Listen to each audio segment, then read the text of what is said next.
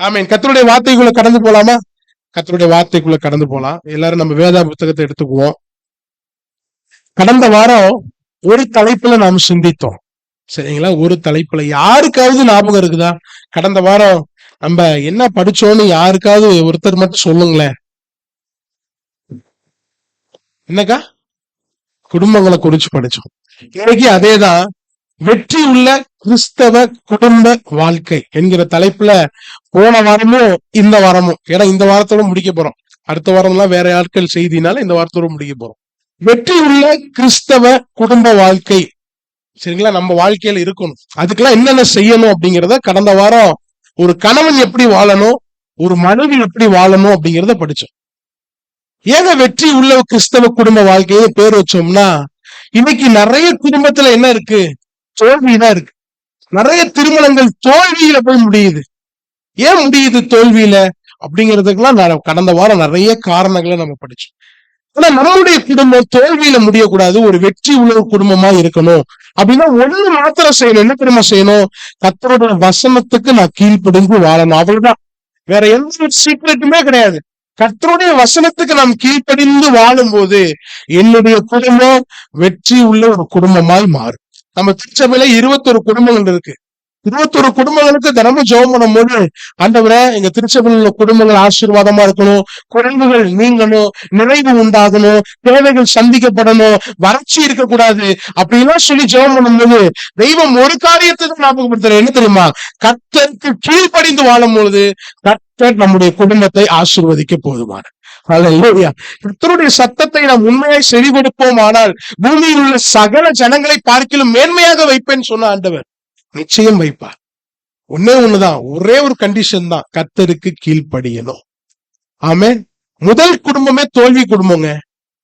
முதல் குடும்பமே ஆதாம், மிஸ்ஸஸ் ஆதாம், காயின், ஆபேல். இந்த குடும்பம் வெற்றி உள்ள குடும்பமா? நான் சிந்திக்கிறேன், தோல்வி குடும்பம் தான். ஏன் தெரியுமா? அண்ணனும் தம்பி பலி செலுத்த போறான். பலி செலுத்தும் போது யாருடைய பலியை தெய்வம் ஏற்றுக்கொண்டாரு? தம்பியுடைய பலியை ஏற்றுக்கொண்டார், ஆபேலுடைய பலியை ஏற்றுக்கொண்டார், அண்ணனுடைய பலியை ஏற்றுக்கொள்ளல. உடனே என்ன தெரியுமா ஆயிடுச்சு? அவனுக்கு கோபம் வந்துருச்சு. என்ன தெரியுமா பண்ணிட்டான்? தம்பிய கொண்டுட்டான். அவன் உண்மையா ஒரு ஆவிக்குரியவனா இருந்தா என்ன செஞ்சிருக்கணும் அந்த இடத்துல? ஆண்டவர் சொல்லிட்டார்ல, தன் பிழைகளை உணர்கிறவன் கேட்டார்ல. முதல் குடும்பத்திலே பிழைய உணரல பார்த்தீங்களா? ஃபர்ஸ்ட் ஃபேமிலியே பிழைய உணரல பார்த்தீங்களா? 21ஆவது நூற்றாண்டுல வாழ்ற நம்ம எப்படிங்க உணர போறோம்? ஃபர்ஸ்ட் ஃபேமிலியில வாழ்ற குடும்பங்க அந்த குடும்பம். நான் பிள்ளைய உணரல பார்த்தீங்களா? ஆண்டவர் கேட்கிறாரு, உன் தம்பி ஆபேல் எங்க? என்ன தெரியுமா சொன்னா? நான் அவனுக்கு வாட்ச்மேனா? ஏன்ட்ட வந்து கேக்குறீங்க? ஆண்டவர் ஏங்க அப்படி கேட்டாரு? எல்லாமே அவருக்கு தெரியும்ல, நடந்த எல்லாத்தையும் தெய்வம் பார்த்தாருல, ஆராய்ந்து அறிந்தாருல, ஏன் அவன்கிட்ட அப்படி ஒரு கேள்வியை கேட்டாரு? அப்பயாச்சும் ஆண்டவரை தெரியாம பண்ணிட்டான் ஆண்டவரேன்னு சொல்லுவான்னு நினைச்சாரு, சொல்லல. ஆரம்பத்துல இருந்து மனுக்குலம் தெய்வத்தை ஏமாத்தி கொண்டேதான் இருக்கிறது. ஆதாமே நீ எங்க இருக்கிற? ஏன் அப்படி கேட்டாரு? ஏன் கூட இருக்க வேண்டிய ஆதாமே நீ எங்க இருக்கிற அப்படிதான் கேட்டாரு. ஆனா என்ன தெரியுமா சொன்னா? நான் ஒழுங்கிட்டு இருக்கிறேன் அப்படின்னா. இவன் என்ன தெரியுமா சொன்னா? நான் வாட்ச்மேனா அப்படின்னு சொல்லி கேட்டான். முதல் குடும்பம் தோல்வி குடும்பம். இன்னைக்கு நம்முடைய குடும்பம் வெற்றி உள்ள குடும்பமா வாழணும் அப்படின்னா வேர்ட் ஆஃப் காட் படி நான் நடக்கணும். அவ்வளவுதான், முடிஞ்சிருச்சு. வசனத்தின்படி வாழணும். ஆமென். தெய்வம் நமக்கு நிறைய அந்தஸ்துகளை கொடுக்கிறார். கரெக்ட் தானே? பிள்ளை என்கிற அந்தஸ்து, கணவன் என்கிற அந்தஸ்து, மனைவிங்கிற அந்தஸ்து, அதுக்கப்புறம் பிள்ளை பேரு கொடுத்து பெற்றோர் என்கிற அந்தஸ்து, அதுக்கு பிறகு அந்த பிள்ளைக்கு திருமணம் பண்ணீங்கன்னா மாமனார் என்கிற அந்தஸ்து, மாமியார் என்கிற அந்தஸ்து, முதியவர் என்கிற அந்தஸ்து, கடைசி வரைக்கும் அந்தஸ்து கொடுத்துக்கிட்டே இருக்கிறார். கொடுத்தவர் மாத்திரமல்ல, எப்படி வாழ வேண்டும் என்று சொல்லி கொடுக்கிறார். அதை கேட்டு வாழ்ந்தோம்னா ஆசீர்வாதம். இன்னைக்கு 2 காரியத்தை மாத்திரம் படிக்க போறோம். ஒரு பெற்றோர் எப்படி நடக்கணும், ஒரு பிள்ளை எப்படி நடக்கணும், ஒரு முதியவர் எப்படி நடக்கணும். இதெல்லாம் அப்படியே ஓரளா பார்த்துட்டு சீக்கிரம் முடிஞ்சிடலாம், சரிங்களா? இன்னைக்கு சீக்கிரம் நீங்க வீட்டுக்கு போயிடலாம், ஏன்னா கிளைமேட் ஒரு மாதிரி இருக்குல்ல. பெற்றோர் எப்படி நடக்கணும், ஒரு பிள்ளை எப்படி நடக்கணும், ஒரு முதியவர்கள் எப்படி நடக்கணும்னு சொல்லி வேகமா பார்த்துட்டு இதன்படி நடந்தோம்னா நம்ம குடும்பம் வெற்றி உள்ள ஒரு கிறிஸ்தவ குடும்பமாய் மாறும். அல்லேலூயா. முன்மாதிரியான ஒரு குடும்பமாய் நிச்சயம் மாறும். அல்லேலூயா. எல்லாரும் எடுத்துக்கலாமா? வேத புத்தகத்தை எடுத்துக்கங்க. வேத புத்தகத்துல மல்கியா 2:15 எடுப்போம். வாசிக்கிறதுக்கு முன்னாடி நான் ஒரு கேள்வி கேட்கிறேன், பதில் சொல்லுங்க. தெய்வம் எதற்காக பிள்ளை பேரை கொடுக்கிறார்? நான் கடந்த வாரம் 3 காரியம் சொன்னேன், சரிங்களா? 3 காரியம் செய்யக்கூடாதுன்னு சொன்னேன். அதை திருப்பி ஞாபகப்படுத்துறேன். ஏன்னா குடும்ப ரிலேட்டடா செய்தி எடுக்கிறதுனால அந்த 3 காரியத்தை திருப்பி நான் ஞாபகப்படுத்திட்டு போறேன். முதலாவது காரியம், ஒரு விசுவாசி, கர்த்தராகிய இயேசுவை ஏற்றுக்கொண்டு ரட்சிக்கப்பட்ட ஒரு விசுவாசி விவாகரத்து செய்யக்கூடாது. மல்கியா 2:16 எடுக்க வேண்டாம். மத்திய 19ஆம் அதிகாரத்துல இதுக்குரிய விளக்கங்கள்லாம் உண்டு, கடந்த வாரம் தியானித்தோம். 2வது, ஒரு விசுவாசி கணக்களிப்பு செய்யக்கூடாது. ஏன் தெரியுமா? சதித்திட்டம் போட்டு கருவில கொலை செய்யறோம்னு அர்த்தம். ராமசேஸ்ல இருந்து வந்த இஸ்ரவேலர்களை பார்த்து ஆண்டவர் சொல்றாரு, கொலை செய்யாத. கருக்குள்ள செஞ்சாலும் கொலைதான், வெளியில செஞ்சாலும் கொலைதான், கொலை செய்யக்கூடாது. 3வதா என்ன தெரியுமா செய்யக்கூடாது? குடும்ப கட்டுப்பாடு செய்யக்கூடாது. ஏன் தெரியுமா? நீங்கள் பழகி பெருகி ஆண்டவர் சொன்ன பிளஸிங் இது. கட்டுப்பாடா வாழணும், கட்டுப்பாடு செய்யக்கூடாது. இது ரொம்ப முக்கியம். கட்டுப்பாடா வாழணும், கட்டுப்பாடு செய்யக்கூடாது. இதெல்லாம் ஒரு விசுவாசிகள் செய்யக்கூடாது. இன்னொன்னு சேர்த்துக்குங்களேன். இதை படிக்கும் போது நான் இன்னொன்னு நினைச்சேன், வரதட்சணை வாங்கக்கூடாது, கொடுத்தா வாங்கிக்கங்க. உங்க பிள்ளைக்கு அன்பளிப்பா யார கொடுத்தா வாங்கிக்கங்க. கேட்காதீங்க, டிமாண்ட் பண்ணாதீங்க. அது தேவ பிள்ளைக்கு என்ன இல்ல அழகு. எவ்வளவு போடுவாங்க? நோ, கொடுக்கறத வாங்கிக்கங்க. நிறைய கொடுத்தாங்கன்னா சந்தோஷப்படுங்க, கம்மியா கொடுத்தாலும் சந்தோஷப்படுங்க. டிமாண்ட் பண்ணாதீங்க. ஆமே. பைபிள படிச்சு பார்த்தோம்னா அது ஒரு தனி சப்ஜெக்ட், அதெல்லாம் வேண்டாம். உண்மையா நீங்க கல்யாணம் எல்லாம் பிக்ஸ் பண்ணீங்கன்னா அப்ப பேசிக்கலாம் அதை பத்தி. இன்னைக்கு கர்த்தருடைய வார்த்தைக்குள்ள நம்ம கடந்து போலாம். மல்கியா 2:15 எதற்காக பிள்ளை பேரை தெய்வம் கொடுக்கிறார் தெரியுமா? பிள்ளைகள் கர்த்தரால் வரும் சுதந்திரம், கற்பத்தின் கனி கர்த்தரால் வரும் பலன் என்று வாசிக்கிறோம். எதற்காக இந்த பேரை கொடுக்கிறார் தெய்வம்? வாசிங்களக்கா, மல்கியா 2:15.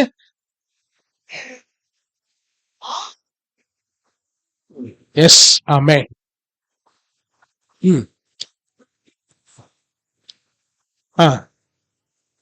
போதும். தேவ பக்தி உள்ள சந்ததியை பெறும்படி தானே. என்ன அர்த்தம்? அது தேவ பக்தி உள்ள சந்ததியை பெறும்படி தானே. தெய்வம் எதுக்காக தெரியுமா பிள்ளை பேரை கொடுக்கிறாரு? எதுக்காக சொல்லுங்க? தேவ பக்தி உள்ள ஒரு சந்ததி. தேவனும் இருக்கிறாரு, தேவன் மேல பக்தியும் இருக்குது. அதுக்காக தான் தெய்வம் பிள்ளை பேரை கொடுக்கிறாரு. எப்படிப்பட்ட சந்ததியா நாம?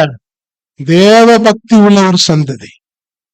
நியாயாதிபதி புஸ்தகத்துல 13ஆம் அதிகாரத்துல 12வது வசனத்துல மனோவா ஆண்டவரை பார்த்து ஒரு காரியம் கேட்கிறாரு. என்ன காரியம் தெரியுமா கேட்கிறாரு? இதெல்லாம் இன்ட்ரோடக்ஷன் தான். 13:12 எடுத்து. மனோவா, நீ சொன்ன காரியம் நிறைவேறும் போது அந்த பிள்ளையை எப்படி வளர்க்க வேண்டும், அதை எப்படி நடத்த வேண்டும், பிள்ளையை எப்படி வளர்க்கணும், பிள்ளையை எப்படி நடத்தணும் யார்கிட்ட கேட்கிறான்? கேட்கிறான். நாம கேட்டிருக்கிறோமா? பிள்ளையை எப்படிப்பா வளர்க்கணும், பிள்ளையை எப்படிப்பா நடத்தணும் என்று சொல்லி யார்கிட்ட கேட்கிறான் தெரியுமா? ஆண்டவர்கிட்ட கேட்கிறான். பழைய ஏற்பாட்டு காலத்துல ஏமான் என்று சொல்லி ஒரு நபர் உண்டு, ஏமான். அந்த ஏமானுக்கு 14 பிள்ளைகள், ஆண் பிள்ளை 3 பெண் பிள்ளை. மொத்தம் எத்தனை பிள்ளை? 17 பிள்ளை, 17 பிள்ளைங்க. இதெல்லாம் முக்கியம் இல்ல. கடைசியா ஒரு வார்த்தை ஒண்ணு சொல்லுவாரு, கர்த்தர் கொடுத்தார்னு இருக்கும். வீட்டுல போய் வாசி பாருங்க. 1 நாளாகமம் 25:5 கர்த்தர் கொடுத்தாருன்னு போட்டிருக்கோம். பிள்ளைகளை யாருங்க தரணும்? கர்த்தர் கொடுக்கணும். ஒரு பிள்ளைய கொடுத்தாலும் கர்த்தர் தான் கொடுக்கணும். 17 பிள்ளைய கொடுத்தாலும் கர்த்தர் தான் கொடுக்கணும். 5 பிள்ளைய கொடுத்தாலும் கர்த்தர் தான் கொடுக்கணும். 2 பிள்ளைய கொடுத்தாலும் கர்த்தர் தான் கொடுக்கணும். ஏன் தெரியுமா? அது கர்த்தரால் உண்டாகும் சுதந்திரம். இந்த பிள்ளையை எப்படி வளர்க்கணும் தெரியுமா? சமீபத்துல ஒரு அம்மா சொல்லிட்டு இருந்தாங்க, புரஜாதி அம்மா. இந்த காலத்துல பிள்ளைய எப்படி வளர்க்கறதுனே தெரியல. ஏன்னா நிறைய பேசிக்குதுங்க பிள்ளைய. 2K கிட்ஸ்ன்னு சொல்லுதுங்க, இப்பதான் புதுசா ஜென்சின்லாம் சொல்லிக்குதுங்க. இதுங்கெல்லாம் எப்படி வளர்க்கணும்னு தெரியல. வேதத்துல ஆண்டவர் கொடுத்திருக்கிறாருங்க, ஒரு பிள்ளையை எப்படி வளர்க்கணும், ஒரு பிள்ளையை எப்படி நடத்தணும். அதன்படி வாழும் போது நம்முடைய குடும்பம் எல்லாம் ஆசீர்வதிக்கப்படும். முதல் தலைப்பு, பிள்ளையை எப்படி தெரியுமா வளர்க்கணும்? பிள்ளையை கொடுத்தது யாரு? கொடுத்தவருக்காகவே வளர்ப்பது நம்முடைய கடமை. முதல் கடமை என்ன தெரியுமா? பிள்ளைய கர்த்தருக்காக வளர்க்கணும். சொல்லுங்களேன். பிள்ளை யாருக்காக வளர்க்கணும்?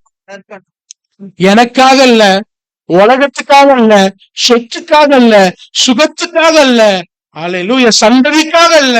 பிள்ளை யாருக்காக தெரியுமா வளர்க்கணும்? இயேசுவுக்காக வளர்க்கணும். ஆமென், அல்லேலூயா. எல்கானா அன்னாள் தம்பதிக்கு பிள்ளை இல்ல.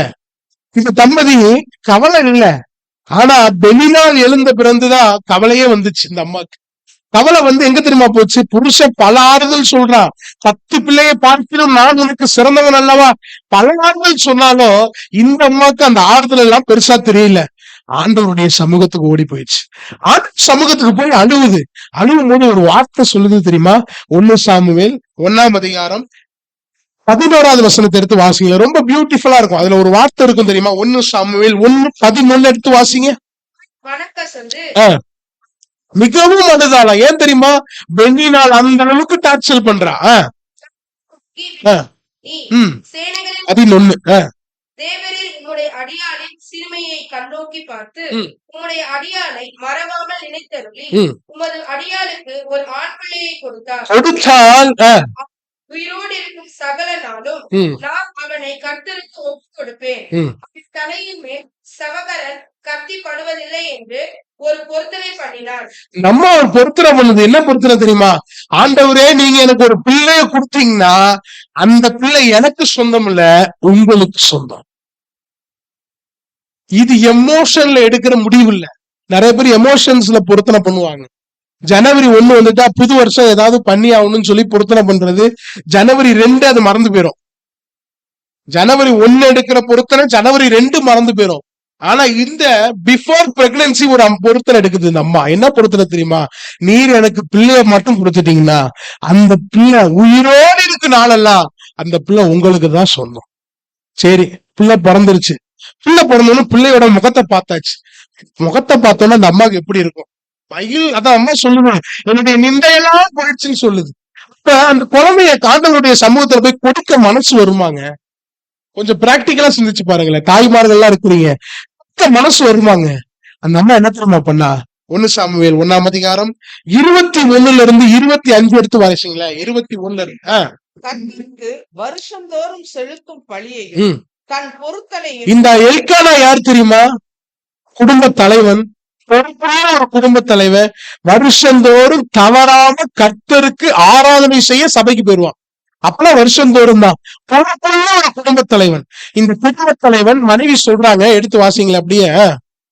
தன் பொருத்தனையும் செலுத்தும்படியாக தன் வீட்டார் அனைவரோடு கூட போனான்.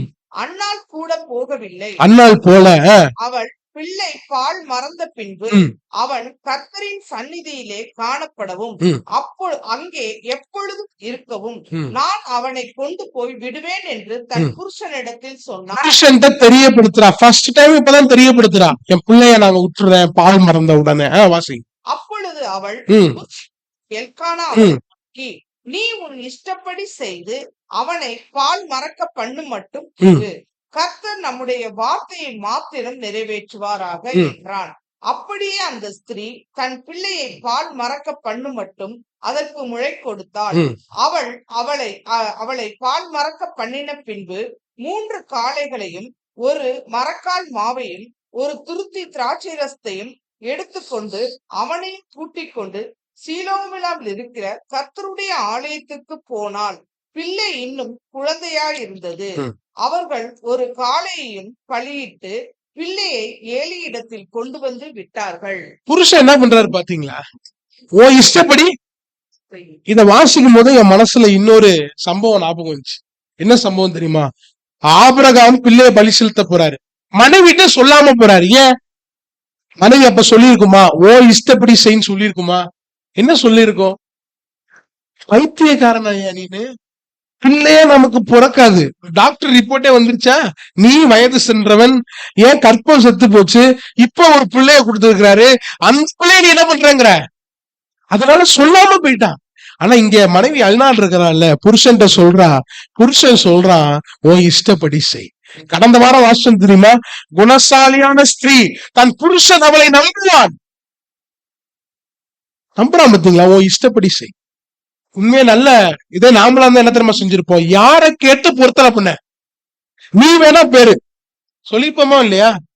நீ என்ன செஞ்சிருக்கணும்? பொருத்தனை ஒண்ண பண்ணிருக்கணும், பிள்ளை இங்க இருக்கட்டும், நீ வேணா பேரு. அப்படி சொல்லலங்க. உன் இஷ்டப்படி செய். ஏன் தெரியுமா? அவன் ஒரு ஆவிக்குரியவன், அவன் ஒரு ஆவிக்குரியவன். ஆண்டவருக்கு சரண்டர் பண்ணிட்டாங்க, சரண்டர் பண்ணிட்டாங்க.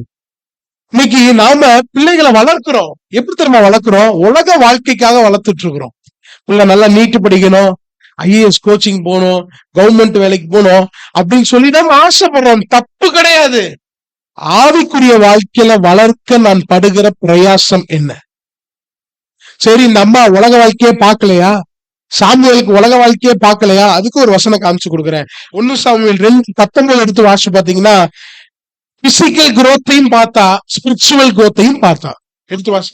தாய் வருஷந்தோறும் செலுத்தும் பழியை செலுத்துவதற்காக தன் புருஷனோட கூட வருகிற போதெல்லாம் அவனுக்கு ஒரு சின்ன சட்டையை தைத்து கொண்டு வருவார். எனக்கு ரொம்ப ஆச்சரியம். பிள்ளைக்கு ஒரு சின்ன சட்டையை தைத்து கொண்டு வந்துருவாங்க. நான் யோசிக்கிறேன், வருஷந்தோறும் போறப்பெல்லாம் ஒரு சட்டை. கடமையை செய்தால் கர்த்தருக்காக வளர்த்தாள். பிசிக்கலுக்கு நீங்க முக்கியத்துவம் கொடுங்க, நல்லா படிக்க வைங்க, நல்ல சாப்பாடு கொடுங்க, எல்லாம் கொடுங்க. ஆனா முக்கியம் எதுக்கு தெரியுமா? முதல் முக்கியம் ஆண்டவருக்கு கொடுக்க வேண்டிய முக்கியம். ஏன் தெரியுமா பிள்ளைய கர்த்தருக்காக வளர்க்கிறது இல்ல? யார் தெரியுமா கர்த்தருக்காக வளர்ப்பா? சொல்லுங்க பாப்போம். எந்த பெற்றோர் தன் பிள்ளையை கர்த்தருக்காக வளர்ப்பார்கள்? கர்த்தருக்கு முக்கியம் கொடுக்கிற பெற்றோர் பிள்ளைகளை கர்த்தருக்காக வளர்ப்பார்கள். அவ்வளவுதான். யாரெல்லாம் ரொம்ப இம்பார்ட்டன்ஸ் தேவனுக்கு கொடுக்கிறாங்களோ அவங்கதான் தன் பிள்ளைய தேவனுக்கு வளர்ப்பாங்க. இதுல தெரிஞ்சுக்கலாம். உலக வாழ்க்கையில செழிப்பா இருக்கணும்னு நினைக்கிறோம். ஆவிக்குரிய வாழ்க்கையில என் பிள்ளை வளருதா பாக்குறோமா? ஃபெயில் ஆயிட்டா அடிக்கிறோம், மார்க் குறைவாயிடுச்சுதான் திட்டுறோம். ஆனா அந்த பிள்ளை பைபிள் படிக்குதான்னு கேட்கிறோமா? ஜெபம் பண்ணுதான்னு கேட்கிறோமா? சபை கூடி வருதலை விடும்போது கண்டிக்கிறோமா? சிந்திக்கணுங்க, சிந்திக்கணும். பிள்ளையை கர்த்தருக்காக வளர்க்க வேண்டும். எபேசியர் 6:4 வசனத்தை எடுத்து வாசிங்கன்னா அதுல பின் பகுதியை மாத்திரம் வாசிங்க. எபேசியர் 6:4 ஒரு வார்த்தை இருக்கும், கர்த்தருக்கேற்ற சிச்சையிலையும் போதனையிலும் வளர்ப்பீர்களாக. அதை நாங்க கர்த்தருக்கேற்ற சிச்சை, தெய்வம் அழகா சொல்லிட்டாரு. சிச்சைன்னு போடல, கர்த்தருக்கேற்ற சிச்சை. அப்படின்னு என்ன தெரியுமா அர்த்தம்? தேவ காரியத்துல டிசிப்ளின் பண்ண வேண்டிய பொறுப்பு அப்பா அம்மாவுக்கு இருக்கு. தேவ காரியத்துல கரெக்ஷன் பண்ண வேண்டிய பொறுப்பு அப்பா அம்மாவுக்கு இருக்கு. உலக வாழ்க்கையில ஃபெயில் ஆயிட்டா கண்டிங்க, தப்பு இல்ல. ஆனா எதற்கு தெரியுமா அதிக முக்கியத்துவம்? உன்னதத்திற்கு அதிக முக்கியத்துவம் கொடுக்கணும்.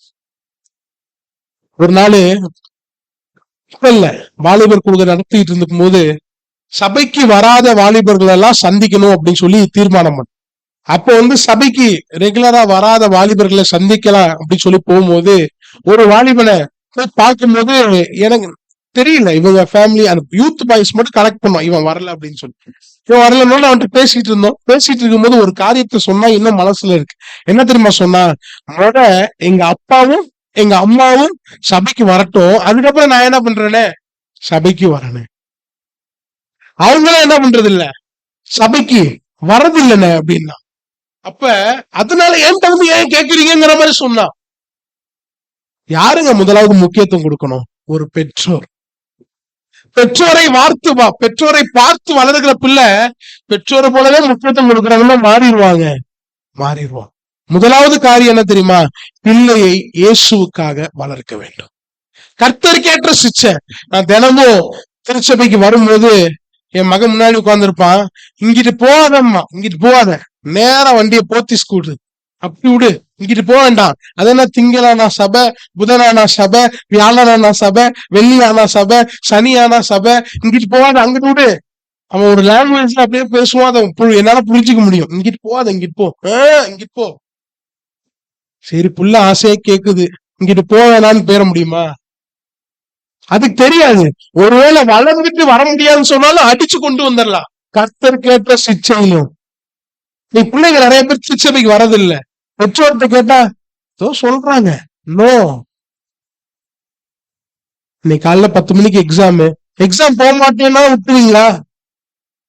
கொஞ்சம் சிந்திச்சு பாருங்களேன். 10 மணிக்கு எக்ஸாம் போட்டாச்சு, ஆல் டிக்கெட் எல்லாம் வந்துருச்சு, உங்க பையன் போக மாட்டேன்னு சொல்றான், விட்டுருவீங்களா? என்ன செய்வீங்க சும்மா சொல்லுங்களேன். போக மாட்டேன்னு சொல்லிட்டான், என்ன பண்ணுவீங்க? மூலையில உட்கார்ந்து அழுவீங்களா? என்ன பண்ணுவீங்க? உங்களால என்ன பண்ண முடியுமோ, பெரிய பையனால அடிக்க முடியாது, என்ன பண்ணுவீங்க? ஏதாவது பண்ணிடுவீங்கல்ல, ஏதாச்சும் பண்ணுவீங்கல்ல. இங்க சபைக்கு வர்றதுல நம்ம எவ்வளவு லத்தாஜிக்கா விடுறோம் தெரியுமா? ரொம்ப முக்கியங்க. வளர்ந்துருச்சு, இஷ்டப்படி நடக்கட்டும்னு சொல்றோம். சொல்லி தரது பெற்றோருடைய கடமை தானே. கர்த்தருக்காக வளர்க்க வேண்டும். இரண்டாவது, அதே வசனத்தை திருப்பி வாசிங்களா, எபேசியர் 6ஆம் அதிகாரம் 4வது பகுதியை எடுத்து வாசிங்க. கர்த்தருக்கு ஏற்ற சிச்சையிலும் இன்னொரு ஒரு வார்த்தை இருக்கு. பிதாக்களே, ஆஹ் உங்கள் பிள்ளைகளை கோபப்படுத்தாமல் சிக்ஷையிலும் போதனையிலும் அவர்களை வளர்த்து அது என்னங்க போதனை? கற்றுக் கொடுக்கணும்னு அர்த்தம். பெற்றோர் கற்றுக் கொடுக்கிறவர்கள், பிள்ளைகள் கற்றுக்கொள்பவர்கள். யார் தெரியுமா கற்றுக் கொடுக்கணும்? பெற்றோர் கற்றுக் கொடுக்கணும். ஆபிரகாம் தம் பிள்ளைக்கு என்ன தெரியுமா கத்துக் கொடுத்தாரு? யெகோவா ஈரே என்று கத்துக் கொடுத்தார். அப்பா பையன் பார்த்து கேக்குறான் ஈசாக்கு அப்பாட்ட, அப்பா ஆட்டுக்குட்டி எங்கப்பா? கத்தி இருக்குது, நெருப்பு இருக்குது, கட்டை இருக்குது, எல்லாமே இருக்குது, ஆட்டுக்குட்டி எங்கப்பா? அப்பா சொல்றாரு, யெகோவா ஈரே எல்லாவற்றையும் பார்த்து கொள்வார். அப்பா இறந்து போயிட்டாருங்க, அப்பா இறந்து போயிட்டாரு. ஆனா பிராக்டிக்கல் லைஃப்ல கடந்து போகும்போது ஈசாக்குக்கு விரோதமாய் பெலிஸ்தியர்கள் எழும்புறாங்க. இவன் ஒரு துறவு வெட்டுறான், அதை மூடி போட்டுறாங்க. அப்ப என்ன தெரியுமா செய்வான்? அந்த இடத்தை விட்டு இன்னொரு இடத்துக்கு போயிருவான். கர்த்தர் பார்த்து கொள்வார் என்பதை தன் வாழ்வில் காண்பித்தான். யார் கற்றுக் கொடுத்தது? அப்பா கற்றுக் கொடுத்தது. நான் சிந்திச்சு பார்த்தேன், ஆபிரகாமுக்கு யார் கத்துக் கொடுத்தா? ஆபிரகாமுடைய அப்பா தேராகி எதை கத்துக் கொடுத்திருப்பாரு? புறஜாதி சிலை செய்யதான் கத்துக் கொடுத்திருப்பாரு. தேவன் கற்றுக் கொடுத்தார். கற்றுக்கொண்டதை தன் பிள்ளைக்கு கற்றுக் கொடுக்கிறான். நல்ல தகப்பங்க அது. அவன் பிராக்டிக்கல் லைஃப்ல பாத்தீங்களா, அப்பா இல்லங்க, பெரிய பிரச்சனை, பெலிஸ்தியர் வந்து நின்னுட்டாங்க, போராடல. என்ன தெரியுமா பண்றான்? கர்த்தர் பார்த்து கொள்வார்னு கடந்து போறான். ஈசாக்கு விதை விதைத்தான், அதை 100 மடங்கு தெய்வம் ஆசீர்வதித்தார். காரணம் என்ன தெரியுமா? அப்பன் ஆசீர்வதித்தார். அப்பாட்ட இருந்து கற்றுக்கொண்டதை தன் வாழ்வை காண்பித்தான். பிள்ளைகளுக்கு யார் தெரியுமா கற்றுக் கொடுக்கணும்? அம்மா அப்பா தான் கற்றுக் கொடுக்கணும். இயேசுவை பற்றி நன்கு தெரிந்த பெற்றோர் தான் இயேசுவை கற்றுக் கொடுக்க முடியும். இயேசுவை பற்றி தெரியலன்னா எப்படி கத்துக்க தர முடியும்? கத்துக் கொடுக்கணுங்க, கத்துக் கொடுக்கணும். ஒரு வசனத்தை எடுத்து வாசிங்களேன். 2 திமோத்தி 1ஆம் அதிகாரம் 5வது வசனத்தை எடுத்து வாசிங்க. 2 திமோத்தி 1ஆம் அதிகாரம் 5வது வசனம். அந்த விசுவாசம் முந்தி லோவிசாலுக்குள்ளும் உன் தாயாகிய ஐனிகேயாளுக்குள்ளும் நிலைத்திருந்தது, அது உனக்குள்ளும் நிலைத்திருக்கிறது என்று தலைமுறைக்கும் என் ஆண்டவர், ஆண்டவர் தலைமுறைக்கும் ஆண்டவர். இங்க எத்தனை தலைமுறை தெரியுமா போட்டிருக்கு? லோவிசால், ஐனிகேயால், திமோத்தி, 3 தலைமுறைங்க. 3 தலைமுறைக்கு யார் தெரியுமா ஆண்டவரு? அழகா சொல்றாரு, பவுல் சொல்றாரு, அந்த விசுவாசம் முந்தி உன் பாட்டியாகிய லோவிசாலுக்கும் உன் தாயாகிய ஐனிகேயாளுக்கும் நிலைத்திருந்தது, அது இப்போ உனக்குள்ள இருக்கு. காரணம் என்ன தெரியுமா? அம்மாவை பார்த்தவன், பாட்டிய பார்த்தவன், அம்மா கற்றுக் கொடுத்ததை கற்றுக்கொண்டவன், பாட்டி கற்றுக்கொண்டதை கற்றுக்கொண்டவன் தன்னுடைய வாழ்க்கையிலும் விசுவாசத்தை காண்பிக்கிறான். அல்லேலூயா. அம்மா இல்ல, பாட்டி இருக்காங்களான்னு தெரியல, அம்மா இருக்காங்களான்னு தெரியல, விசுவாசம் உள்ள இருந்தது. கற்றுக் கொடுத்தது இருதயத்துல இருந்தது. நம்ம பிள்ளைக்கு என்னங்க கத்துக் கொடுக்குறோம்? என்ன கத்துக் கொடுக்குறோம்? நிறைய பெற்றோர், நான் கேள்விப்பட்டதுதான், நிறைய பாக்குறேன், தன்னுடைய அப்பாவுடைய உறவினர் எல்லாம் பத்தி தப்பு தப்பா கத்துக் கொடுப்பாங்க. உண்மையா லைஃப்ல பார்த்த ஒரு சம்பவம் அது. தப்பு தப்பா கத்துக் கொடுப்பாங்க. சின்ன வயசுல இருந்து தப்பு தப்பு தப்பு தப்பா கத்துக் கொடுப்பாங்க. முடிவுல என்ன தெரியுமா ஆச்சு? அந்த பிள்ளைகள் வளரும் போது அந்த கசப்புலயே வளர்ந்துச்சு. பிள்ளை கசப்புல வந்து அதுக்கு ஒரு திருமணம் ஆச்சு. திருமணமாகி அந்த குடும்பம் வணங்காம போச்சு. 2 பிள்ளையோட குடும்பமுமே ஒண்ணும் இல்லாம போச்சு. 2 பிள்ளைங்க, ஒரு பிள்ளை டைவர்ஸ்க்கு நிக்குது, இன்னொரு பிள்ளை டைவர்ஸ் ஆயிருச்சு. கல்யாணம் ஆகி 1 நாள்ல டைவர்ஸ், கல்யாணம் ஆகி 2 நாள்ல டைவர்ஸ் ஆயிடுச்சு.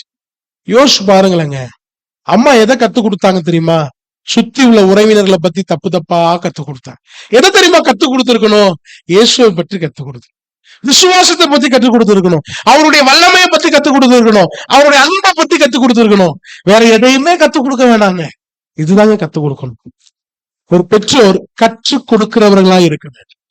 3வது, ஒரு பெற்றோர் எப்படி தெரியுமா இருக்கணும்? பிள்ளைகளுக்கு முன்மாதிரியாய் இருக்க வேண்டும்.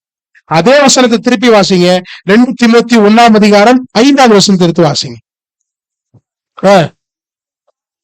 ம் லோவிசானுக்கும் ம் உன் தாயாகிய ஐனிகேயாளுக்குள்ளும் ம் நிலைத்திருக்கிறது, அது உனக்குள்ளும் நிலைத்திருக்கிறது என்று நிச்சயித்திருக்கிறேன். திமோத்திக்கு யாருங்க முன்மாதிரி? அம்மா, பாட்டி. உங்க அம்மா ஐனிகேயாளுக்கு யாருங்க முன்மாதிரி? லோவிஸ்.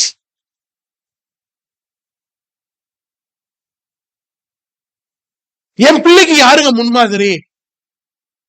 பக்கத்து வீட்டுக்காரனா இருப்பா. உங்க பிள்ளைகளுக்கு முன்மாதிரி யாரு? நாம தான். பெற்றோர்களாகிய நாம தான். பெற்றோர்களாகிய நாம தான்.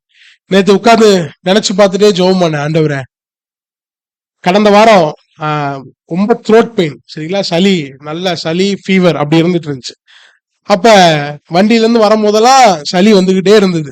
சரி நம்ம அப்படியே போறோமா, அப்படியே காரி துப்பிட்டு அப்படியே போயிட்டே இருந்தேன். என் பையன் பாத்துக்கிட்டே இருந்தவன் டப்பு டப்புன்னு என் கையில துப்புறான். அப்படியே துப்பிட்டே இருந்தான்.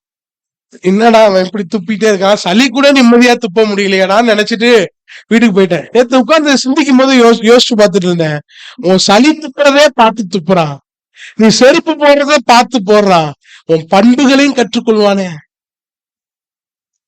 அப்பா எப்படி கோவப்படுறாரு, அப்பா எப்படி பாசமா இருக்கிறாரு, அப்பா எப்படி அம்மாவை நடத்துறாரு, அப்பா எப்படி என்ன நடத்துறாரு, நான் ஃபெயில் ஆனா அப்பா என்ன சொல்வாரு, இதெல்லாம் பார்ப்பான்ல. ரோல் மாடல் யார் தெரியுமா? பிள்ளைகளுக்கு பெற்றோர் தான். உங்க பிள்ளை ஒருவேளை ஃபெயில் ஆகி வந்துச்சுன்னா எப்படி ஹேண்டில் பண்ணுவீங்க சொல்லுங்களேன். ஃபெயில் ஆயிட்டு வந்துருச்சுன்னு வச்சுக்குவோம், எப்படி ஹேண்டில் பண்ணுவீங்க? பிள்ளைகள்லாம் அப்படியே திரும்பி அம்மாவை பாக்குது, எப்படி ஹேண்டில் பண்ணுவீங்க நீங்க சொல்லுங்களேன். ஆமா, வளரலன்னா கைய கொடுக்கலாம், கைய வைக்கலாம். வளர்ந்துருச்சு, வேற என்ன, பேச்சுதான் ஆயுதம். என்ன தெரியுமா இப்படி செஞ்சு பாருங்களேன். ஃபெயில் ஆயிட்டுனா சரி விடுறா, ஒரு தடவை ஃபெயில் ஆயிட்ட, அடுத்த தடவை என்ன செய்ய, படிச்சு பாஸ் ஆயிரு, கஷ்டப்பட்டு ஃபீஸ் கட்டுறல்ல, கொஞ்சமாச்சும் படி, ஜோம் பண்ணு. உங்களுக்கு ஒரு நாணத்தில் குறைவுள்ளவங்களா இருந்தா சம்பூர்ணமாய் கொடுக்கிற தேவனத்துல கேட்டு கடவுன்னு சொல்லி கேளு. அப்படி சொன்னீங்கன்னு எங்களை என்ன தெரியுமா பண்ணுவான், ஏதாச்சும் முயற்சி பண்ணி 35 பாஸ் ஆயிட்டு வந்துருவான். அதை விட்டு படிக்க லாய்க்கு இருக்கா, உன்னைய வச்சதுக்கு 2 எருமை மாடை விட்டு வீட்டுல கட்டி இருப்ப, இப்படி எருமை மாடை வச்சு சாணி எல்லாம் முடியுமாங்க நம்மளால வீட்டுல உள்ள விட்டு? யோசிச்சு பாருங்களேன். எருமை மாடு ரோட்லயே அவ்வளவு சாணி இருக்கு. நீ காலைல வரப்ப சொன்னாங்க சாணி இருக்கு, சேல் இருக்கு, எப்படி நடந்து வருது. அந்த எருமை மாடை வீட்டுல வச்சீங்கன்னா யோசிச்சு பாருங்க. நம்ம இருக்கிற வீடு 400-500 ஸ்கொயர் ஃபீட்ல 2 எருமை மாடை வீட்டுல கட்டணும்னா எப்படி இருக்கும் யோசிச்சு பாருங்களேன். அது போடுற சாணிக்கும் அதை அல்றதுக்கும் கொஞ்சம் கற்பனை பண்ணி பாருங்களேன். இயலாத காரியம் இல்ல. இல்ல ஃபெயில் ஆயிடுச்சுன்னா அன்பா மோட்டிவேட் பண்ணுங்க. அடுத்த தடவை பாத்துக்கலாம். அதை விட்டுவிட்டு ரொம்ப ஆஷா ஹேண்டில் பண்ணீங்கன்னா அவன் இன்னமும் ஃபெயில் ஆயிட்டே தான் வருவான். பெற்றோர் பிள்ளைகளுக்கு முன்மாதிரியாகி நடக்க வேண்டும். சிந்தையில, பார்வையில, சொல்லுல, செயலில முன்மாதிரி இருக்கணுங்க. என் பேச்சு என் பிள்ளைக்கு முன்மாதிரியா இருக்கணும்.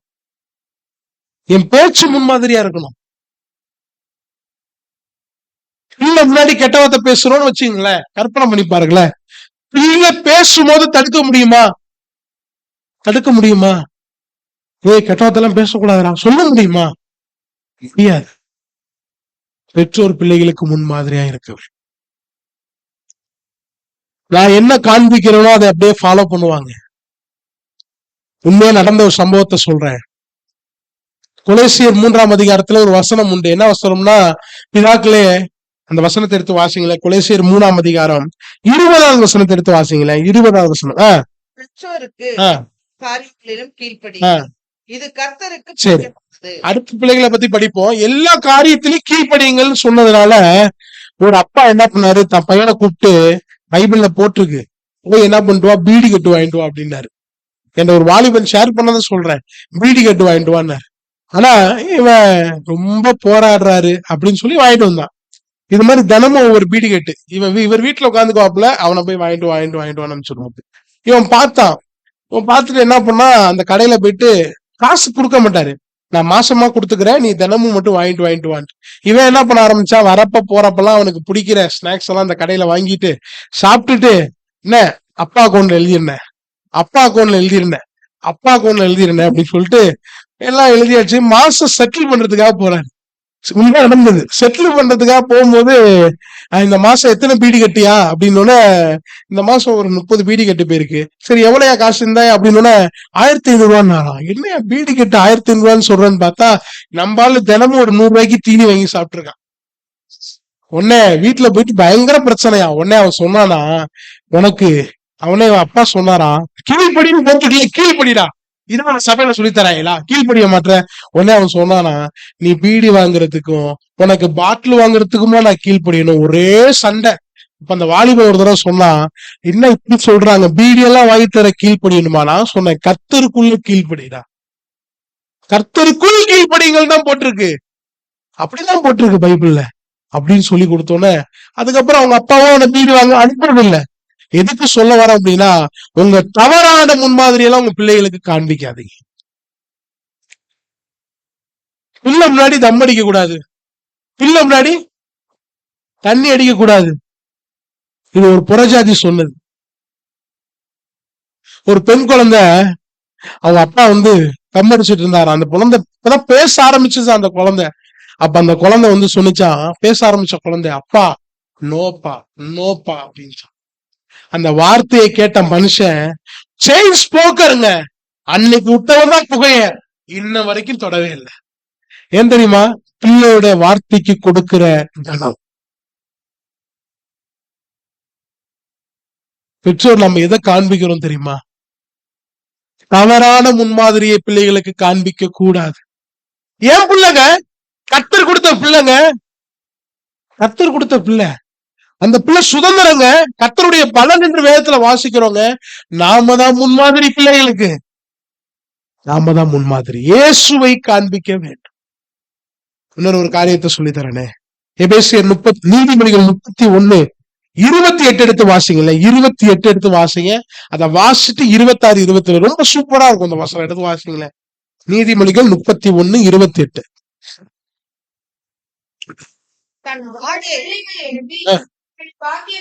கொஞ்சம் கற்பனை பாருங்க. பிள்ளைகள் எழும்பி அவளை, யார? அம்மாவை பாக்கியவதின்னு சொல்றாங்க. அடுத்து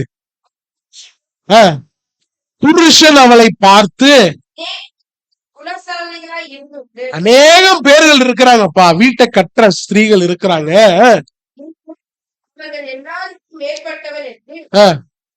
புகழுகிறான். புருஷன் புகழ்றான், பின்ன பாக்கியவதின்னு சொல்லுது. காரணம் என்னங்க? காரணம் என்ன? 26, 27 தான் எடுத்து வாசிங்களேன். தன் வாயை நானும் இழங்க திறக்கிறாங்க. சோம்பலின் அப்பத்தை புசியாமல் தன் வீட்டு காரியம் எப்படி நடக்கிறது என்று கண்ணோக்கமா இருக்கிறார். எப்படி தெரியுமா இருக்கிறா? பொறுப்புள்ள தாயை பிள்ளைகள் புகழுகிறார்கள், பொறுப்புள்ள தாயை கணவன் புகழுகிறான். இந்த கணவனுக்கு பிள்ளைக்கு யார் முன்மாதிரி? அம்மா முன்மாதிரி. என் பிள்ளைக்கு நான் முன்மாதிரி. இந்த சிந்தையை மனதுல கொண்டு வாங்க. என் பிள்ளை என்ன பார்த்துதான் வளர்றான், என் பிள்ளை என்ன பார்த்துதான் வளர்றான். முன்மாதிரி. ஒரு மாதிரியா இருக்கக்கூடாது, முன்மாதிரியா இருக்கணும். பிள்ளைகள் முன்னாடி பெற்றோர் சண்டையே போடவே கூடாதுங்க, சண்டையே போடக்கூடாது. நிறைய வீட்டுல நான் கேள்விப்பட்டிருக்கிறேன். ஒரு தடவை கணவன் கோவப்பட்டு மனைவி அடிக்க போனாராம். இது இந்த பையன் பார்த்துக்கிட்டே இருந்திருக்கிறான். மனைவி பையனை பார்த்துக்கிட்டே இருந்திருக்கிறான். பார்த்துக்கிட்டே இருக்கும்போது கொஞ்சம் வளர ஆரம்பிச்சிட்டான். கொஞ்சம் வளரும் போது பா அப்படி இப்படி நடுவுல நின்றுருக்கான். வளர வளர என்ன ஆயிடுச்சு, என்ன தாண்டி தொடரா பாப்போம் அப்படின்னு நடுவுல நின்ட்டான். இந்த அம்மா பெருமையா சொல்லுது, ஒரு தடவை என் மேல கைய வச்சுருவான் அந்த ஆளு, என் புள்ள நின்றுவான். இது ஒரு முன்மாதிரியா? இப்ப அவன் யார் புள்ள? அவருக்கு பிள்ளை இல்லையா? அம்மாவுக்குதான் பிள்ளையா? சிந்திக்கணுங்க, சிந்திக்கணும். நம்ம பிள்ளைகளை பார்த்து ஒரு கேள்வி கேட்போம். என்ன கேள்வி தெரியுமா? உனக்கு அப்பா பிடிக்குமா அம்மா பிடிக்குமான்னு. இப்பயுமே கேக்குறீங்களான்னு தெரியல. எல்லாரையும் பிடிக்கும்னு சொல்லி தரணும் பிள்ளைக்கு. ஏன் தெரியுமா? கற்றுக் கொடுக்கிற இடத்தில் நாம் இருக்கிறோம். முன்மாதிரியாய் வாழ வேண்டிய இடத்தில் நாம் இருக்கிறோம். இயேசுவுக்காக வளர்க்க வேண்டிய கடமை நமக்கு இருக்கிறது.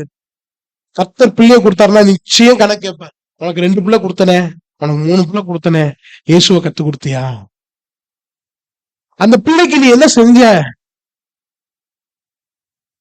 பிள்ளைக்கு என்ன செஞ்ச? பணத்துக்கு கொடுக்கிற முக்கியத்துவம், பதவிக்கு கொடுக்கிற முக்கியத்துவம் பிள்ளைகளுக்கு கொடுக்கறது இல்ல. ஒரு சகோதரி, நான் சொல்றது 20 வருஷத்துக்கு முன்னாடி இன்னும் மனசுல இருக்கு. அவன் சொன்னது, சாட்சியா சொன்னது என் மனசுல இருக்கு. 20 வருஷத்துக்கு முன்னாடி அவங்களுக்கு திருமணமானது. திருமணமாகி குழந்தை பிறந்தது. 20 இயர்ஸ்க்கு பிஃபோர் அவங்களுடைய சம்பளம் எவ்வளவு தெரியுமா? 40,000 ரூபாய். 20 இயர்ஸ் பிஃபோர் 40,000 ரூபாய். 20 இயர்ஸ்க்கு பிஃபோர். இப்பவே 40,000 வாங்க முடியல. யோசிச்சு பாருங்க, 20 வருஷத்துக்கு முன்னாடி. அப்ப அவங்க university rank holder, first university ஒரு கோல்டு மெடலிஸ்ட் சொல்லுவாங்கல்ல, யூனிவர்சிட்டி கோல்டு மெடலிஸ்ட். கல்யாணம் ஆச்சு, குழந்தை பிறந்துருச்சு, பெண் குழந்தை பிறந்துருச்சு. பெண் குழந்தை பிறந்த உடனே அவங்க செஞ்சது வேலை என்ன தெரியுமா? வேலை என்ன தெரியுமா? என்ன பண்ணாங்க? வேலைய ரிசைன் பண்ணாங்க. 40,000 ரூபாய் சம்பளங்க, யூனிவர்சிட்டி ரேங்க் ஹோல்டருங்க.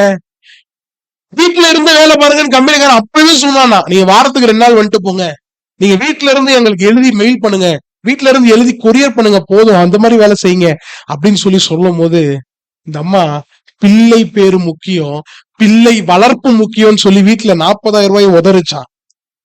இன்னைக்கு அந்த பிள்ளை எந்த இடத்துல தெரியுமா வாக்கப்பட்டு போயிருக்கு? ஏஜி அண்ணா நகர் திருச்சபையில போதகருடைய மருமகன். எனக்கு ரொம்ப ஆச்சரியமா இருந்துச்சு. சத்தியத்தை சத்தியமா சொல்லுகிற அந்த போதகர் கிடைக்கிற ஒரு விசுவாசி. இவங்க அந்த திருச்சபையோட விசுவாசி. ஆனா அவருக்கு யார் தெரியுமா வாக்கப்பட்டா? அந்த பாஸ்டருடைய பையன். காரணம் என்ன தெரியுமா? அந்த பெற்றோருடைய கிரிய. பெற்றோருடைய கிரிய ரொம்ப முக்கியங்க. பெற்றோருடைய கிரிய ரொம்ப முக்கியம். இப்ப ஒரு பெண் குழந்தை வேற பிறந்துருச்சா? ஆச்சரியமா இருக்குல்ல? ஆச்சரியமா இருக்குல்ல? ஆயிரக்கணக்கான மக்கள் வராங்க அந்த சபைக்கு.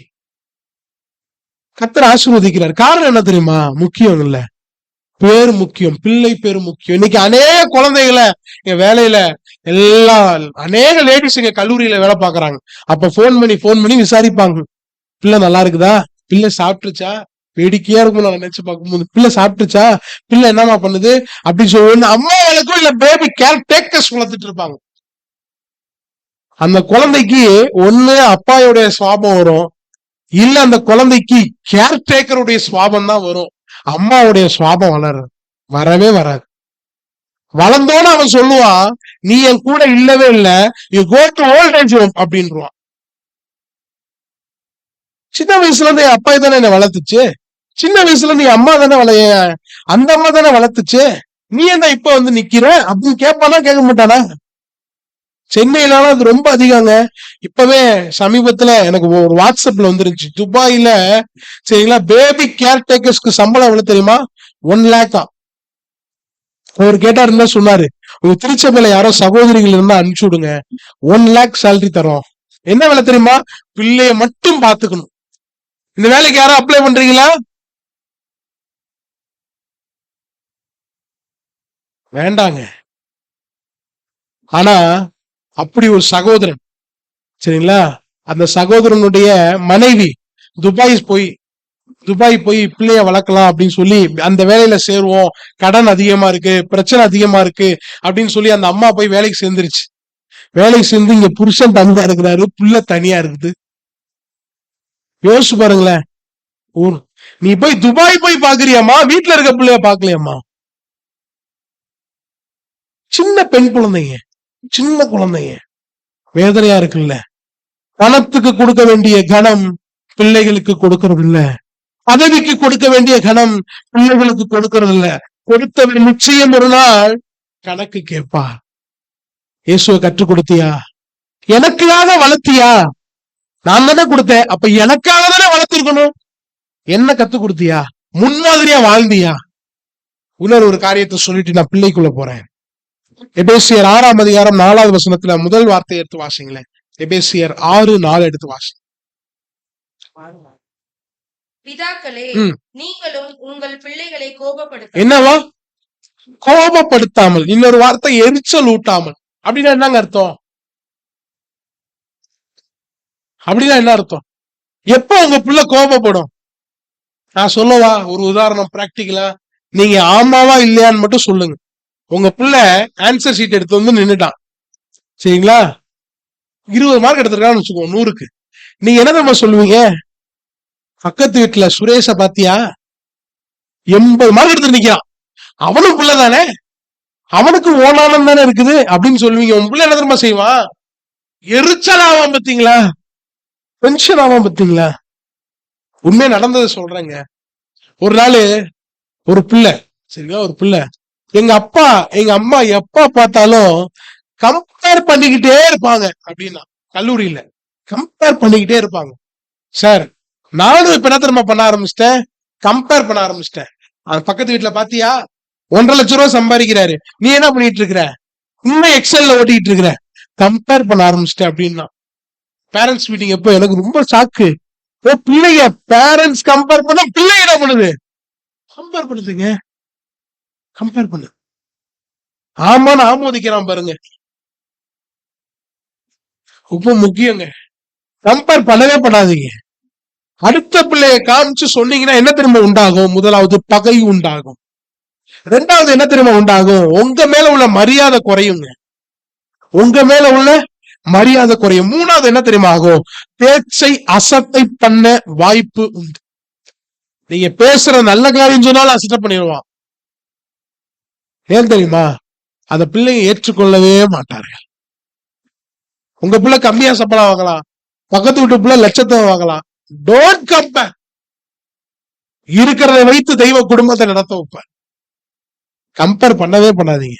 அவன் பாத்தியா நல்ல சம்பாரிச்சனால நல்ல பெரிய இடத்துல நல்ல பெரிய மீனா புடிச்சிட்டு வந்துட்டான் சொல்லாதீங்க.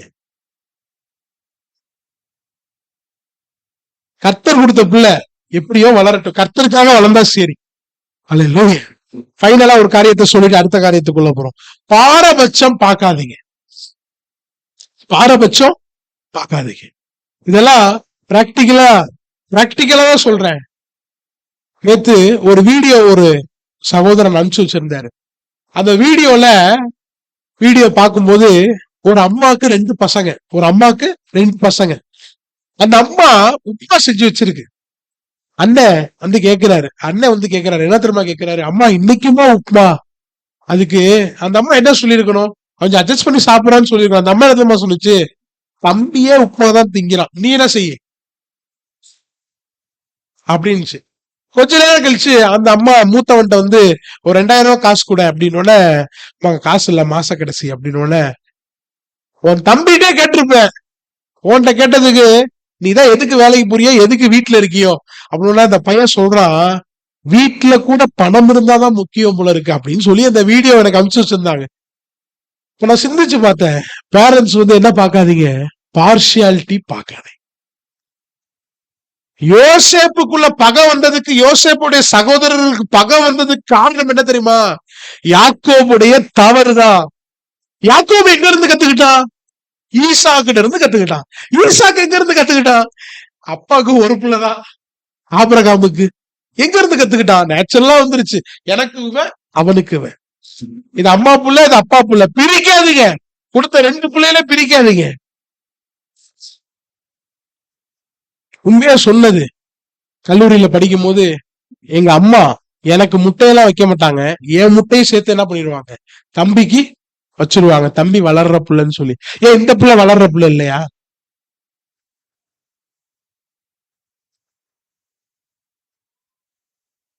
அதுவும் வீட்டுல ஒரு ஆண் குழந்தையா இருந்தா இன்னும்,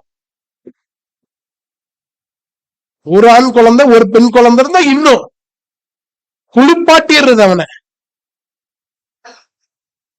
வேண்டாங்க. Don't partiality.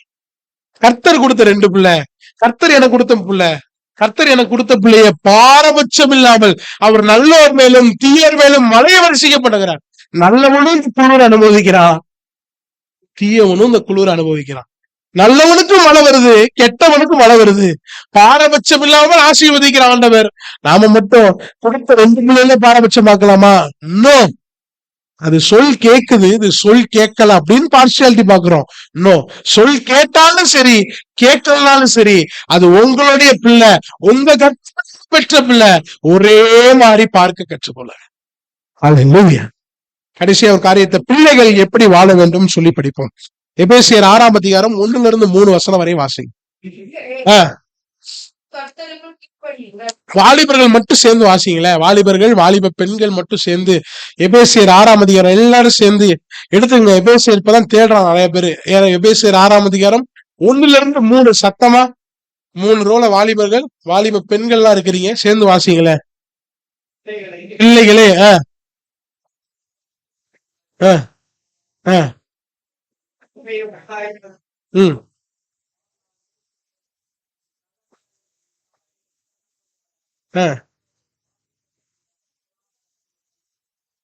கிரேட் ப்ராமிஸ்ங்க அது. இந்த வசனத்துக்கு மேல அவனுக்கு வசனமே போட ஸ்டன் ஆயிட்டான். அடுத்த வசனத்தை எங்க போடுறது? ஏன் தெரியுமா? அழகா சொல்றாருங்க, இந்த பூமியில நீ நல்லா வாழணுமா, ஆயுச கேட்டா தீர்க்காசி தருகிறவர் நம்ம ஆண்டவர். ஆனா அவர் சொல்றாரு, நீ நல்லா வாழணும்னா உன் பெற்றோருக்கு என்ன பண்ணியா? கீழ்ப்படி. அதுவே ஆசீர்வாதத்துக்கு முதல் படி. கீழ்ப்படி. எந்த காரியத்திலே கீழ்ப்படியுங்கள்? கர்த்தருக்குள் கீழ்ப்படியுங்கள். ஒரு வேதனையான ஒரு காரியம் சமூகத்துல கேள்விப்பட்டது. ஒரு அம்மா, சரிங்களா, பையன் வண்டி ஓட்டிட்டு இருக்கிறான். பின்னாடி அம்மாவும் அப்பாவும். நான் நேரம் கிடைச்சா அந்த வீடியோ இல்லைன்னா குரூப்ல அனுப்பிச்சு வைக்கிறேன், பாருங்களேன், வேதனையா இருக்கும் அந்த வீடியோ.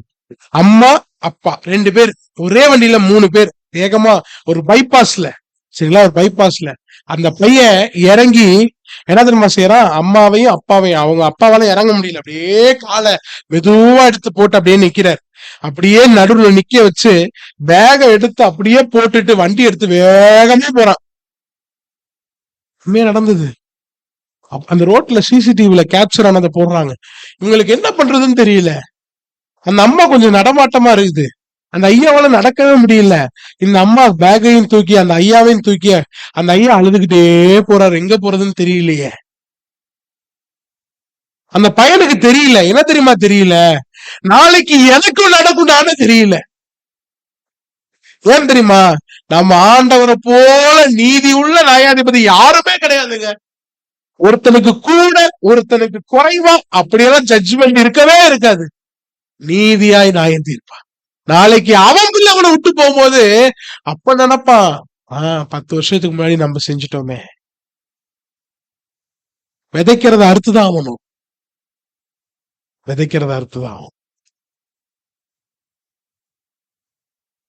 நம்ம ஆசீர்வாதமா வாழ்றதுக்கு பிள்ளைகளுக்கு ஒரே ஒரு டிமாண்ட் தான், பெற்றோருக்கு கீழ்ப்படியுங்க. அல்லேலூயா. எந்த காரியத்திலும் கீழ்ப்படியுங்க. கடைசியா ஒரு காரியத்தை சொல்லிட்டு முடிக்கிற, வேகமாயிருச்சு. லூக்கா 2ஆம் அதிகாரம் 51வது வசனத்தை எடுத்து வாசிங்க. Look chapter 2:51.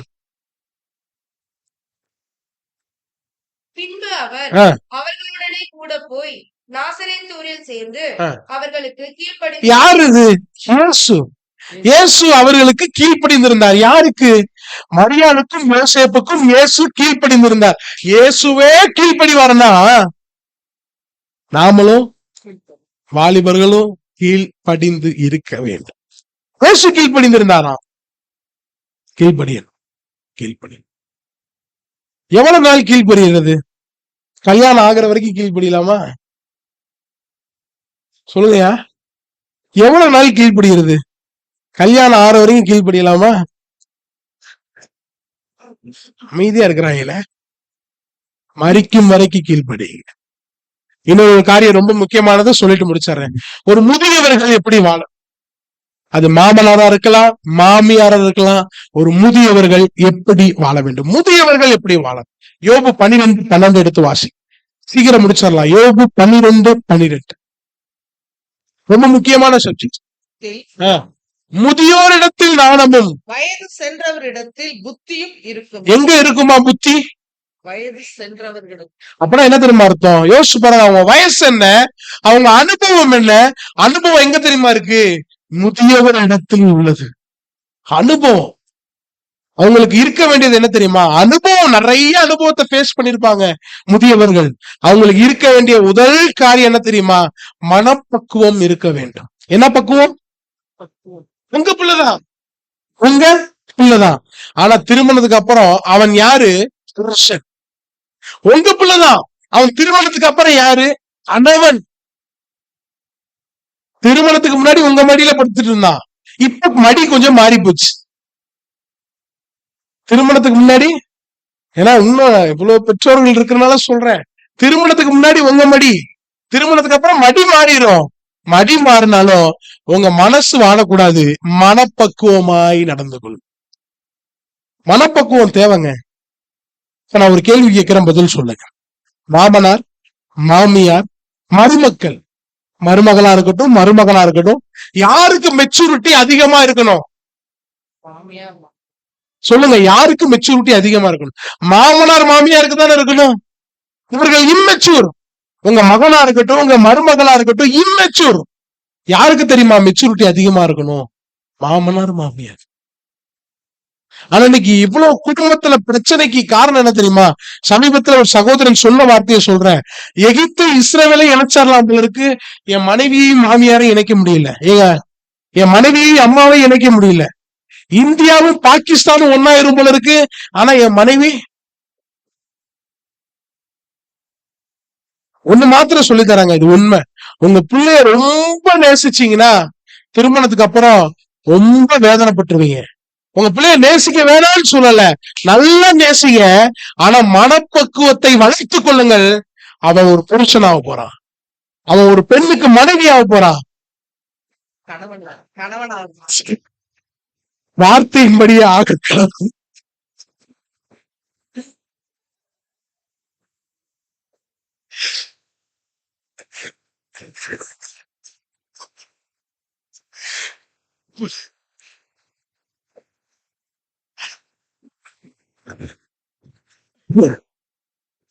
நமக்கு அனுபவம் இருக்குங்க, நம்ம மெச்சூரிட்டியா நடக்கணும். இம்மெச்சூரிட்டி இருக்கக்கூடாது. இம்மெச்சூரிட்டி இருக்கக்கூடாது. வாழ வச்சு பார்க்கணும். இதெல்லாம் ஒரு பெரிய சப்ஜெக்ட். இது திருமணத்துல கணவன் மனைவி உடன்படிக்கை எல்லாம் முடிஞ்சதுக்கு அப்புறம் இப்பெல்லாம் போதகர்கள் செய்யறாங்க. உங்க பிள்ளைகளுக்கெல்லாம் அதெல்லாம் நடக்கும். கேக் கட்டிங் அப்ப என்ன தெரியுமா செய்யறாங்க? கவனிச்சு பாத்தீங்கன்னா தெரியும். பையனுடைய பெற்றோரை பொண்ணுக்கு பக்கத்துல நிக்க வைக்கிறாங்க, பொண்ணுடைய பெற்றோரை பையன் பக்கத்துல நிக்க வைக்கிறாங்க. ஏன் தெரியுமா? நீங்க கேக் எடுத்து அவங்களுக்கு கூட்டுங்க, கேக் எடுத்து அவங்களுக்கு கூட்டுங்கன்னு இவங்க சொல்றாங்க. அது எதுவும் தெரியுமா காண்பிக்குது? மருமகளுக்கு சொல்லித்தராங்க, உன் கணவருடைய பெற்றோர் உனக்கு பெற்றோர். மகனுக்கு சொல்லித்தராங்க, உன் மனைவியோட பெற்றோர் உனக்கு பெற்றோர் சொல்லித்தராங்க. அந்த இடத்தோடயே முடிஞ்சு போயிருது. அந்த இடத்தோடய முடிஞ்சு போயிரு. அநேக பிரச்சனைகளுக்கு காரணம் என்ன தெரியுமா? பக்குவம் இல்லாததான் காரணம். பக்குவம் இல்லாததான் காரணம். மருமகளுக்கு பக்குவம் இல்ல, வயசு கம்மி. மாமியாருக்கு பக்குவம் இருக்கணுமே, சகிப்புத்தன்மை இருக்கணுமே, கொடுத்தல் இருக்கணுமே. போகாதுன்னு சொல்றாங்க இன்னைக்கு. ஆனா வீட்டுக்கும் நகைமைக்கு எப்படி ஒத்து போச்சு? மாமியார் மருமகள்லாம் ஒரு வீட்டுல இருக்கலாம், ஒத்து போகவே போகாது. உண்மையா சொல்றேன், தேவ சமூகத்துல இருந்து சொல்றேன். நானே பொண்ணு பார்க்கும்போது ஒரே ஒரு கண்டிஷன் வச்சேன். என்ன கண்டிஷன் தெரியுமா? மாமியார் இல்லாத ஒரு மகளா பாருங்க. என் மனைவிக்கு ஏன்னா இருக்கக்கூடாது, அம்மா இருக்கக்கூடாது அப்படின்ற ஒரு கண்டிஷன். இப்ப நினைச்சு வேதனைப்பட்டேன். உண்மையா எனக்கு அந்த மாதிரிதான் பிள்ளைய கொடுத்தாரு. எனக்கு மாமியார் இருக்க வேணாம் ஆண்டவரே, மாமனார் வேணா இருந்துட்டு போட்டோம், மாமியார் இருக்க வேணாம். இந்த ஒரு கண்டிஷன் தான் வச்சனே. மாமியார் இருக்கவே வேண்டாம். ஆர்பனேஜ்ல வேணாலும் பொண்ணு கொடுங்க ஆண்டவரே, எடுத்துக்கிறேன். எனக்கு மாமியார் இருக்க வேணாம் ஆண்டவரே. நிறைய காரியத்தை பார்க்கும் போது ஒரு பயம் வந்தது. ஆனா அப்படி இல்லைங்க. அவர்கள் இருந்து ஆசீர்வதிக்கிறது உங்களுக்கு ஆசீர்வாதம். இருந்து ஆசீர்வதிக்கிறது உங்களுக்கு ஆசீர்வாதம். மனப்பக்குவம் தேவை, விட்டு கொடுத்தல் தேவை. சகிப்பு தேவை. தேவை. நமக்கு வயசு அதிகமாயிருச்சு, நமக்கு தான் அதிகம் தேவை. ஒரு காரியத்தை சொல்லி முடிக்கிறேன். ரூத் 1:16-17 எடுத்து வாசிங்க. ரூத் 1:16-17 எடுத்து வாசிங்கள.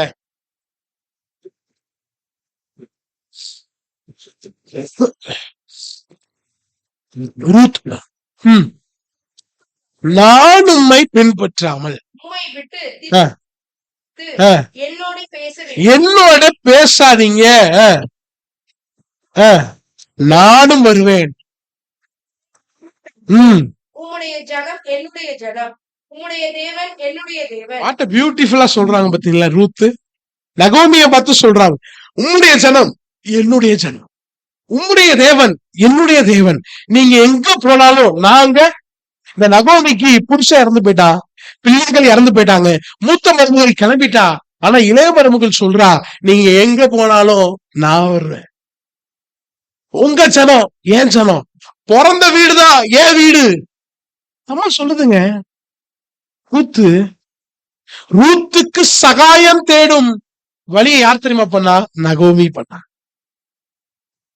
போவாசை கொண்டு வந்தா. ரொம்ப ஆச்சரியம். இந்த ரூத்துக்கும் நகோமிக்கும் ஒத்து போச்சே, இன்னைக்கு நமக்கெல்லாம் இங்க ஒத்து போல. ஒத்து போல காரணம் என்ன தெரியுமா? நாம் ஆவிக்குரியவர்களாய் நடப்பதில்லை. மனப்பக்குவம் தேவை. இப்பவே மனப்பக்குவத்தை வளர்த்துக்குங்க.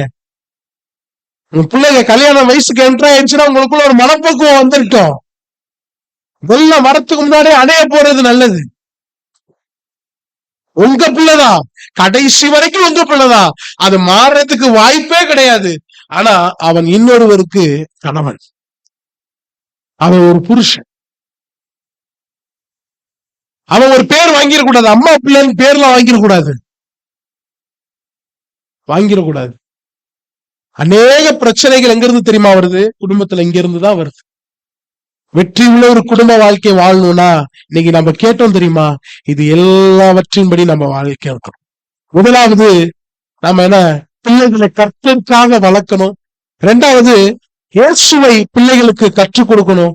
மூணாவது பிள்ளைகளுக்கு முன்மாதிரியாக நடக்கணும். நாலாவது பாரபட்சம் பார்க்க கூடாது. ஐந்தாவது கம்பேர் பண்ணவே கூடாது உங்க பிள்ளைகளை. ஆறாவது பிள்ளைகள் பெற்றோருக்கு கீழ்ப்படிய வேண்டும்.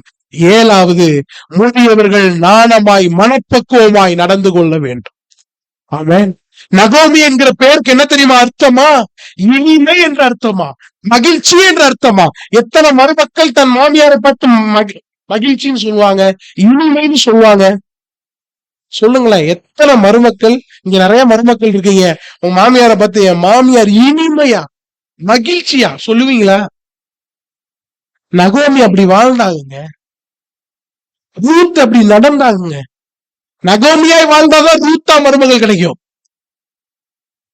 ரூத்தா இருந்தாதான் நகோமியா மாமியார் அமையும். இதுல எதுவும் மாத்திடக்கூடாது. ஆமென். குடும்பங்கிறது ஒரு பேலை. அந்த பேலைய இப்படியே பேலை உடையாம கர்த்தருக்காக நிக்கணும் அப்படின்னா கீழ்ப்படிதல் அவசியம். நோவுடைய கீழ்ப்படிதல் தான் அந்த பேலை உடையாம பாதுகாக்கப்பட்டதுக்கு காரணம். இன்னைக்கு நம்ம குடும்பம் என்கிற பேலை ஆசீர்வதிக்கப்பட வேண்டும் என்றால் வேர்ட் ஆஃப் காடுக்கு கீழ்ப்படிந்து வாழணும். வேற வழியே இல்ல. கீழ்ப்படிந்தால் ஆசீர்வாதம், கீழ்ப்படியவில்லை என்றால் சாபம். கண்களை மூடி செபிப்போமா? கண்களை மூடி செபிப்போம். உங்களோட பேசின வார்த்தைக்காக நன்றி. பந்தியை ஒப்பு கொடுக்கிறோம் ஆண்டவரே. பந்தியை கர்த்தர் ஆசீர்வதிக்கும்படி, எடுக்கிறவர்களை உணர்வுள்ளவர்களால் மாற்றும்படி தெய்வம் மாற்றுவீராக. கர்த்தராகிய இயேசுவின் மூலம் துதிக்கிறோம் நல்ல தகப்பன். ஆமென். ஜெபமணி நிறைவு செய்வோமா? கண்களை மூடி கர்த்தரை நோக்கி பார்ப்போம். கிருபையுள்ள ஆண்டவரே, அப்பா உம்மை துதிக்கிறோம், நன்றி செலுத்துகிறோம் ஆண்டவரே. எங்களோட பேசின வார்த்தைக்காக நன்றி ஆண்டவரே. உமது சமூகத்துல நாங்கள் அமர்ந்து ஆராதித்தோம், உங்க வார்த்தைகளை கேட்டோம், எங்களோட பேசுனீங்க, அதுக்காக நன்றி செலுத்துகிறோம். தொடர்ந்து எங்களை நடத்தும்படி நாங்கள் ஜெபிக்கிறோம் ஆண்டவரே. எங்கள் திருச்சபையில் உள்ள 21 குடும்பங்களை கர்த்தர் ஆசீர்வதிக்கும்படி நாங்கள் ஜெபிக்கிறோம் ஆண்டவரே. தேவ சமாதானம் எல்லா குடும்பங்களையும் தங்கட்டும், நீங்கட்டும், கர்த்தர் ஆசீர்வதிக்கும்படி நாங்கள் ஜெபிக்கிறோம். எங்கள் மத்தியில சுகவீனத்தோடு இருக்கிற பிள்ளைகள் உண்டு, அவர்களுக்கு சுகத்தை தரும்படி நாங்கள் ஜெபிக்கிறோம் ஆண்டவரே. நம்மை நாங்கள் சந்திக்கும் வரை உங்க இரக்கம் எங்களை நடத்தட்டும், உங்க கிருபை எங்களை நடத்தட்டும், உங்க தயவு எங்களை நடத்தட்டும், உங்க காரியத்தை எங்களை நடத்தட்டும் ஆண்டவரே. கர்த்தராகிய இயேசுவின் மூலம் துதிக்கிறோம் நல்ல தகப்பனே. ஆமென். எல்லாரும் சேர்ந்து சொல்லுவோமா? என் ஆத்துமாவே கர்த்தரை ஸ்தோத்திரி, என் முழு உள்ளமே என் ஆத்துமாவே கர்த்தரை ஸ்தோத்திரி, கர்த்தர் செய்த சகல உபகாரங்களை ஒரு நாளும் மறவாதே. ஆமென், ஆமென், ஆமென். பிதாவாகிய தேவனுடைய அன்பும் கர்த்தராகிய இயேசு கிறிஸ்துவினுடைய கிருபையும் சமாதானமும் பரிசுத்த ஆவியானவருடைய அந்நிய ஐக்கியமும் உங்கள் அனைவரோடும் கூட என்றென்றைக்கும் இருப்பதாக. ஆமென், ஆமென், ஆமென். God bless you. Praise the Lord.